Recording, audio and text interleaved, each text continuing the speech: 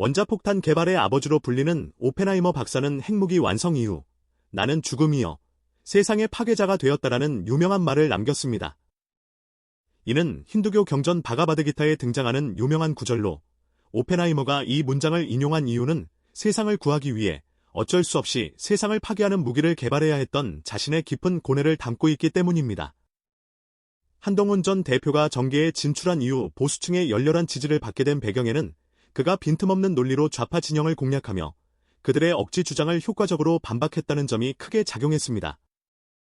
김의겸, 민영배, 김남국, 정청래, 고민정 등 민주당 스피커들의 논리적 허점을 날카롭게 지적하며 이전까지 민주당 운동권 출신들의 허술한 공격에 제대로 대응하지 못했던 국민의힘 소속 웰빙 보수들에 대한 답답함을 한 번에 해소시켜준 인물이 바로 한동훈이었습니다.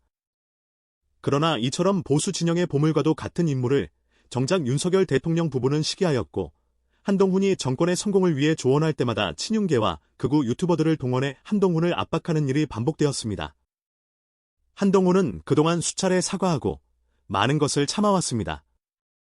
윤석열 부부의 끊임없는 실수로 지지율이 하락해도 질투에 휩싸인 윤석열 부부의 사주를 받은 친윤계가 음모와 모략을 일삼아도 오로지 윤석열 정부의 성공만을 바랐기에 인내하고 자제해왔던 것입니다. 하지만 그들은 한동훈이 어떤 상황에서도 참고 넘어가는 인물이라고 착각한 듯합니다. 한동훈이 친윤계를 공격할 거리나 의지가 없어서 참았다고 오판한 것일까요? 한동훈은 여러 차례 불이 당 사람을 공격할 때는 최대한 자제한다. 그 힘을 민주당 공격에 사용하려 한다고 밝혀왔습니다. 그래서 친윤계가 물병을 던지며 내몰아도 계속 지지율 깎아먹는 영부인의 자제를 요청했다가 당대표직 사퇴 압박을 받아도 윤석열과 김건희의 여러 실수들로 인해 이길 수 있던 총선을 패배했어도 또한 그 총선 패배의 책임이 한동훈에 있다고 억울하게 전가당해도 그리고 불법 계엄 이후 친윤들의 공작으로 당대표 자리에서 쫓겨나고 탄핵의 원인을 한동훈의 배신으로 몰아가도 그는 인내해왔습니다. 억울함이 있더라도 당내에서 갈등을 벌이면 민주당과 이재명 대표만 이득을 본다는 판단에서 최대한 자제해왔던 것입니다. 그러나 이제 한동훈의 분노는 임계점을 넘어섰습니다. 친윤계는 오직 한동훈을 경선에서 탈락시키기 위해 치밀하게 설계된 경선 룰을 만들고 한 달짜리 급조 당원들에게 투표권을 부여하는 등 모든 수단을 동원했습니다. 여기에 그치지 않고 한덕수 대망론이라는 허상을 조작해 단일화쇼를 기획하고 김문수가 단일화에 소극적이자 새벽 쿠데타로 한덕수를 억지로 옹립하기까지 했습니다. 이들의 치졸한 행태는 장해찬, 김계리 등 논란이 많은 인사를 영입해 당을 혼탁하게 만들고 심지어 이준석과의 뒷거래로 당을 팔아넘기려는 시도까지 이어졌습니다. 경선 패배 이후 선거운동 참여 압박은 물론 한동훈이 자기 정치를 하려 한다, 당권을 노린다, 김문수 이름이 없는 선거복을 입고 유세한다며 끊임없이 공격하고 있습니다.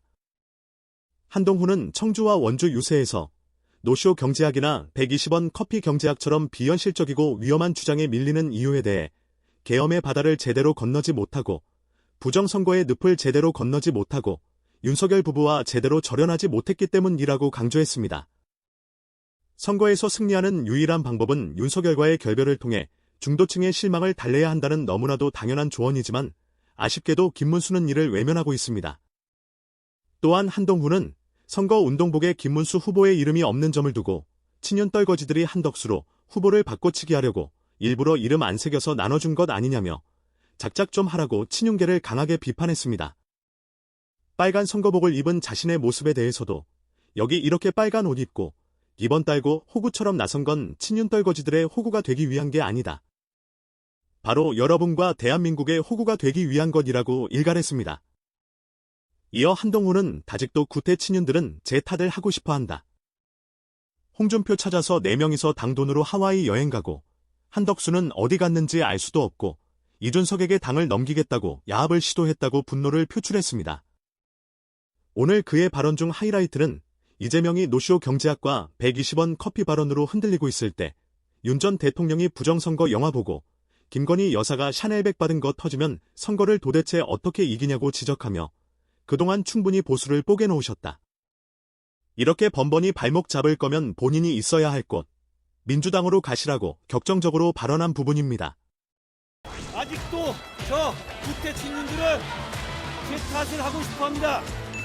홍준표 찾아서 4명이서 당돈으로 하와이 여행 가고 한덕수 어디 갔는지 알 수도 없고 이준석에게 당을 넘기겠다고 뒤로 야합을 시도하고 어제 윤 대통령이 영화 본 거 그럴 수 있다고 했는데 그럴 수 있지 않습니다. 대선 앞두고 이게 뭐 하는 짓입니까?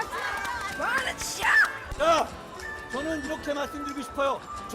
그럴 거면 탈당이 아니라 민주당으로 가라고요. 이는 그간 참아왔던 진심에서 우러나온 팩트 폭격으로 듣는 이로 하여금 속이 시원해지는 발언이 아닐 수 없습니다. 정말로 틀린 말 하나 없는 지적입니다.